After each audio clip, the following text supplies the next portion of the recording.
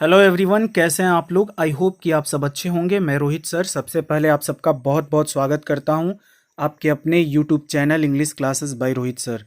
Friends, आज मैं twelfth की जो पाठ्य पुस्तक है दिगंत, उसका लेसन 3 का जिक्र करूंगा। उसका जो लेसन 3 है, पाठ 3 जो है संपूर्ण क्रांति, जिसके लेखक है जयप्रकाश नारायण। आप यहाँ देख सकते हैं, जयप्रकाश नारायण के बारे में हम लोग जो है जिक्र करेंगे, जो आपके पाठ्य पुस्तक में दिया हुआ है। इसमें कुछ इम्पोर्टेंट पॉइंट्स के बारे में मैं बताऊंगा, जिसे आप याद रखेंगे या अपने कॉपी में भी नोट कर सकते हैं। आपके पाठ्य पुस्तक में दिया हुआ है, तो ये काफ़ी इम्पोर्टेंट है माय डियर फ्रेंड्स। आपके बोर्ड के एग्ज़ाम के लिए आप इसमें कही गई बातों को ज़रूर याद रखेंगे, क्योंकि आपके परीक्षा में एकदम निश्चित है कि प्रत्येक पाठ के जो लेखक हैं उनसे रिलेटेड प्रश्न पूछे जाते हैं, तो आप ज़रूर याद रखेंगे। चलिए, तो हम लोग जो है शुरू करते हैं। सबसे पहले हम लोग जानेंगे जयप्रकाश नारायण का, जो आपकी पाठ्य पुस्तक दिगंत है, उसमें लेसन 3 है। लेसन 1 और लेसन 2 मैं पढ़ा चुका हूँ। पाठ 1 और पाठ 2 को मैं पढ़ा चुका हूँ। पाठ 1 है बातचीत, जिसे लिखा है बालकृष्ण भट्ट ने, और बालकृष्ण भट्ट के बारे में भी हम लोग बहुत अच्छी तरह से क्लास में जाने हैं। मैंने इनके बारे में बता चुका हूँ, मैं इसके बारे में बताया हूँ। और पाठ 2 जो है उसने कहा था चंद्रधर शर्मा गुलेरी जी की रचना है, और मैंने चंद्रधर शर्मा गुलेरी जी के बारे में भी लेसन शुरू करने से पहले मैंने बताया है। उसी तरह से लेसन 3 जो है संपूर्ण क्रांति, इसके लेखक हैं जयप्रकाश नारायण, जिनके बारे में हम लोग जानेंगे। काफ़ी इम्पोर्टेंट हैं, इनके बारे में कुछ महत्वपूर्ण जानकारी को हम लोग याद रखेंगे। क्योंकि हमारे बोर्ड के एग्ज़ाम में ऑब्जेक्टिव में प्रश्न रहते हैं डेफिनेटली, तो आप निश्चित रूप से जो है इसको याद कर लेंगे, इसको प्रिपेयर करेंगे। चलिए देखते हैं हम लोग। आपकी पाठ्य पुस्तक में ये दिया हुआ है जन्म, इनका जन्म कब हुआ है। जयप्रकाश नारायण के बारे में सबसे पहले जन्म की बात की जाए तो 11 अक्टूबर 1902, याद रखना है बाबू, 11 अक्टूबर 1902 को जयप्रकाश नारायण का जन्म हुआ था। दूसरा इसमें दिया है निधन, यानी इनकी मृत्यु कब हुई है, तो 8 अक्टूबर 1979, 8 अक्टूबर 1979 में इनका निधन हुआ था। तो ये दोनों इम्पॉर्टेंट पॉइंट्स हैं, आप ज़रूर याद रखेंगे। इनके जन्म स्थान का जिक्र करें तो जन्म स्थान इनका सिताब दियरा गांव में हुआ है। ये कहाँ पड़ता है, तो उत्तर प्रदेश के बलिया और बिहार के सारण जिले में, ये दोनों जिला में ये पड़ता है इनका गांव, जिसका नाम है सिताब दियरा। बलिया जिला जो यूपी का है, उत्तर प्रदेश का, और बिहार में जो सारण जिला है, इसमें ये पड़ता है सिताब दियरा। यहीं पे सिताब दियरा में ही इनका जन्म हुआ था। पुकार का नाम, इनको जो है बचपन में क्या बुलाया जाता था, जानेंगे हम लोग। पुकार का नाम तो बचपन में बाउल कहा जाता है। ऑब्जेक्टिव में कई बार बोर्ड के एग्जाम में पूछ चुका है। बचपन में ये इन्हें बाउल नाम से जाना जाता था। बड़े होने पर जेपी नाम से प्रसिद्ध हुए। अपनी जन्म पक्षधरता के लिए लोकनायक के रूप में प्रसिद्ध हुए, यानी इन्हें लोकनायक भी कहा जाता है, जेपी भी कहा जाता है, और बचपन में इन्हें बाउल कहा जाता था। तो आप जरूर इसे याद रखेंगे। नेक्स्ट अगला है, ये भी इम्पोर्टेंट पॉइंट है। इनके माता पिता के बारे में पूछा जाता है बोर्ड के एग्जाम में, तो माय डियर फ्रेंड्स आप जरूर याद रखेंगे। इनके माता का नाम फूल रानी एवं इनके पिताजी का नाम हर्षु दयाल था। माता का नाम क्या था, फूल रानी, और पिताजी का नाम था हर्षु दयाल। पत्नी का नाम इनका क्या था, चलिए आगे अगला पॉइंट दिया हुआ है। पत्नी, इनकी पत्नी थी प्रभावती देवी, यानी इनकी पत्नी का नाम प्रभावती देवी था, जो प्रसिद्ध गांधीवादी ब्रजकिशोर प्रसाद की पुत्री थी। प्रभावती देवी किसकी बेटी थी, तो प्रसिद्ध गांधीवादी ब्रजकिशोर प्रसाद की बेटी थी, जिनसे इनका शादी हुआ था। शिक्षा की बात करें, आरंभिक शिक्षा घर पर ही, यानी शुरुआती शिक्षा इनका शुरू में ये घर पे ही रह के पढ़ाई किए थे। फिर पटना कॉलेजिएट गए, पटना में दाखिल हुए। यहीं बिहार में हिंदी की वर्तमान स्थिति विषय पर लेख के लिए सर्वोच्च पुरस्कार प्राप्त किया, यानी बेस्ट प्राइज इनको मिला था निबंध लिखने के लिए, लेख लिखने के लिए।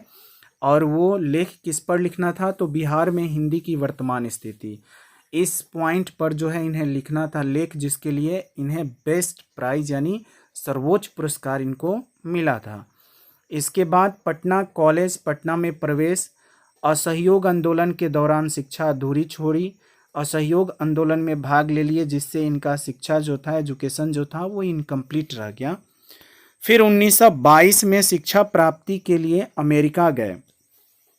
1922 ईस्वी में ये अमेरिका चले गए एजुकेशन लेने के लिए, शिक्षा प्राप्त करने के लिए। आगे है कि वहाँ कैलिफोर्निया, बर्कले, विस्किंसन मैडिसन आदि कई विश्वविद्यालयों में अध्ययन किया। अमेरिका में इन्होंने मार्क्सवाद और समाजवाद की शिक्षा यहीं ग्रहण की।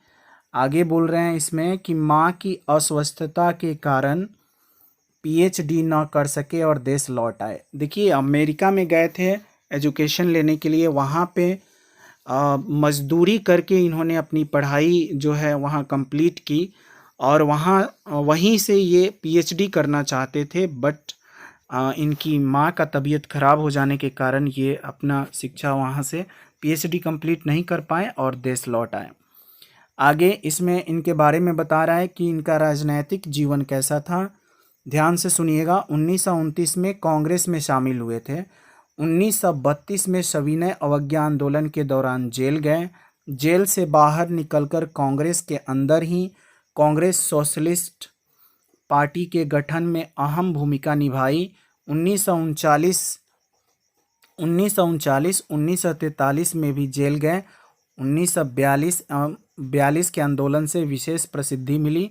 आज़ादी के बाद 1952 में प्रज्ञा सोशलिस्ट पार्टी के गठन में योगदान इन्होंने दिया। धीरे धीरे सक्रिय राजनीति में स्वयं को अलग कर लिया। 1954 में विनोबा भावे के सर्वोदय आंदोलन से जुड़े। 1974 में छात्र आंदोलन के नेतृत्व किया और आपातकाल के दौरान जेल गए, यानी ये कई बार जेल गए। 1939 में, 1943 में ये जेल गए थे जयप्रकाश नारायण। इनके मार्गदर्शन में ही जनता पार्टी का गठन हुआ।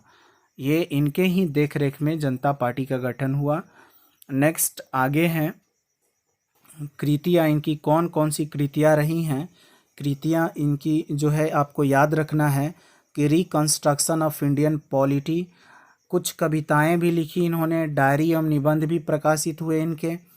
सम्मान, इनको क्या सम्मान मिला तो 1965 में समाज सेवा के लिए मैग्सेसे सम्मान, यानी मैग्सेसे सम्मान से इनको सम्मानित किया गया था जयप्रकाश नारायण को। कब तो 1965 ईस्वी में, तो बाबू इसे याद रखेंगे आप। और 1998 में इनको भारत रत्न भी मिला। 1998 में इनको भारत रत्न से सम्मानित किया गया था। नेक्स्ट है इनके बारे में, जयप्रकाश नारायण 20वीं शती में भारत के एक प्रमुख समाजवादी विचारक, क्रांतिकारी नेता, समर्पित समाजकर्मी तथा विद्रोही स्वाधीनता सेनानी थे। उनका अध्ययन विशाल और वैविध्यपूर्ण था। राजनीति, संगठन, कर्म और लोक सेवा का अनुभव व्यापक और गहन था।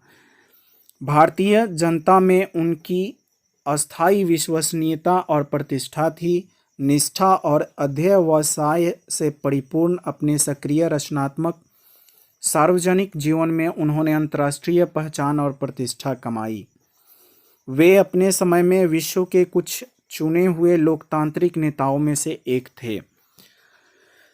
तो ये जयप्रकाश नारायण के बारे में जो है आपको याद रखना है। आगे बोला गया इसमें कि विदेश से अपनी शिक्षा पूरी कर लौटने के बाद उन्होंने स्वाधीनता संघर्ष में अपने को झोंक दिया। स्वाधीनता संघर्ष में उनकी भूमिका क्रांतिधर्मी थी। स्वाधीनता प्राप्ति के बाद उन्होंने सत्ता केंद्रित राजनीति के बदले अपने लिए लोक केंद्रित रचनात्मक राजनीति और समाज सेवा का मार्ग चुना। उन्होंने समता, न्याय, सामाजिक परिवर्तन और लोकतंत्र के पक्ष में पत्रकारिता की तथा लोक सेवा के अनेक कार्यक्रम और अभियान चलाए। उन्होंने समता, न्याय, सामाजिक परिवर्तन और लोकतंत्र के पक्ष में इन्होंने जर्नलिस्ट का भी काम किया, यानी पत्रकारिता भी इन्होंने किया तथा लोक सेवा यानी लोगों के सेवा के लिए अनेक कार्यक्रम और अभियान चलाए। पड़ोसी देश नेपाल में लोकशाही के लिए हुए संघर्ष में भी उनका योग रहा। गांधीवाद के संसर्ग में आकर उन्होंने अपनी लोकनिष्ठा अधिक सुदृढ़ की तथा विनोबा भावे के भूदान आंदोलन में उल्लेखनीय रचनात्मक भूमिका निभाई।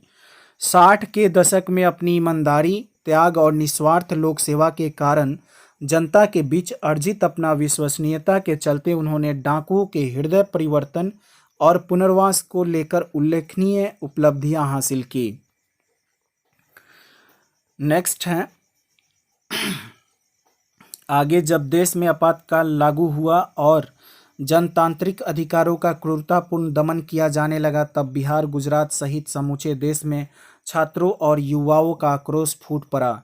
छात्रों और युवाओं के ही अनुरोध पर बुढ़ापा और बीमारी के बावजूद जयप्रकाश नारायण ने आंदोलन का नेतृत्व स्वीकार किया। तब आंदोलन ने देखते ही देखते राष्ट्रव्यापी संगठित रूप धारण किया। जयप्रकाश नारायण लोक नायक कहकर पुकारे गए और वे युवा शक्ति के प्रतीक तथा युवाओं के हृदय सम्राट बन गए। उन्होंने संपूर्ण क्रांति का नारा दिया और सुविचारित राजनीतिक सामाजिक कार्यक्रम प्रस्तुत करते हुए उन पर अमल करने की व्यापक अपील की। उसका जबरदस्त असर पड़ा। देश में सत्ता परिवर्तन हो गया, किंतु संपूर्ण क्रांति का लक्ष्य अभी दूर था। सत्ता परिवर्तन उसका प्रारंभिक चरण था। आगे व्यापक सामाजिक कार्यक्रम थे जिन्हें अनवरत यानी लगातार संगठित प्रयासों द्वारा ही पूरा किया जा सकता था। जयप्रकाश नारायण बुरी तरह अस्वस्थ हो चुके थे। शीघ्र ही पटना में उनका अवसान हो गया। सत्ता बदल गई थी, किंतु संपूर्ण क्रांति का लक्ष्य सत्ताधारी नेताओं और दलों के आपसी कलह और खींचतान में दूर हुआ चला जा रहा था। कुछ लोग कर्मी संगठनों और शक्तियों द्वारा अथक रूप से आज भी इस दिशा में आगे बढ़ते हुए कार्यक्रम चलाए जा रहे हैं। जरूरत है इस दिशा में बड़े पैमाने पर जन संरक्षण के साथ अभियान चलाने की।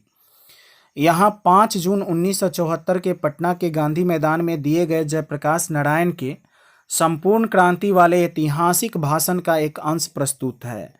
संपूर्ण क्रांति जो है, यह भाषण इन्होंने दिया था 5 जून 1974 में पटना में जो गांधी मैदान है, तो उसी भाषण से यह लिया गया पाठ है। उसी भाषण का अंश इस पाठ में प्रस्तुत है। संपूर्ण भाषण स्वतंत्र पुस्तिका के रूप में जनमुक्ति पटना से प्रकाशित है। इस संकलित अंश से उसकी एक छोटी सी झलक भर मिलती है, किंतु लाखों लाख की संख्या में संपूर्ण प्रदेश और देश के विविध क्षेत्रों से आए लोगों, विशेषकर युवा वर्ग के उस ऐतिहासिक जन सम्मर्द के बीच लोकनायक ने अस्वस्थ दशा में भी शांतिपूर्वक अपनी बातें कही और संपूर्ण जनता मंत्रमुग्ध होकर सुनती रही। भाषण के बाद लोगों के हृदय में क्रांतिकारी विचार धधक उठे और आंदोलन ने विराट रूप धारण कर लिया। पटना के गांधी मैदान में फिर न वैसी भीड़ इकट्ठी हुई और न वैसा कोई प्रेरक भाषण और पुर असर जनसंवाद कायम हो सका। जब ये भाषण दिए, संपूर्ण क्रांति भाषण जब इन्होंने दिया था, तो बहुत भारी संख्या में भीड़ इकट्ठा हो गई थी पटना के गांधी मैदान में, जो आज तक उतनी भीड़ नहीं हुई और ना ही वैसा मतलब कि ज़बरदस्त और ज़ोरदार भाषण जो है किसी ने दिया है आज तक। तो ये इसमें बताया गया है। आगे जो है राष्ट्र कवि दिनकर जी की पंक्ति दी गई है उनकी कविता की, जिन्होंने राष्ट्र कवि दिनकर जी ने जयप्रकाश नारायण के लिए एक कविता लिखी थी, उसी की ये पंक्ति है। आप इसे याद रखेंगे और ये हो सकता है आपके ऑब्जेक्टिव में पूछ भी सकता है। क्या कह रहा है कि है जयप्रकाश वह नाम जिसे इतिहास समादर देता है, बढ़कर जिसके पद चिन्हों को उर पर अंकित कर लेता है। इसे प्रसिद्ध कवि राष्ट्र कवि दिनकर जी ने जो है कहा है अपनी कविता में, उसी कविता से ली गई यह पंक्ति है। तो आज के वीडियो में बस इतना ही मैं कहना चाहूँगा। जयप्रकाश नारायण जी के बारे में मैंने बता दिया है। इसके आगे जब भी मैं हिंदी के वीडियो बनाऊंगा तो लेसन शुरू करूंगा संपूर्ण क्रांति लेसन 3 जो है आपका, और आप इसे ज़रूर ध्यान से सुनेंगे, याद करेंगे, ताकि आपका ऑब्जेक्टिव कवर हो सके। तो आज के वीडियो में बस इतना ही, मिलते हैं आपसे नेक्स्ट वीडियो में, तब तक आप अपना ख्याल रखें। Thanks for watching this video.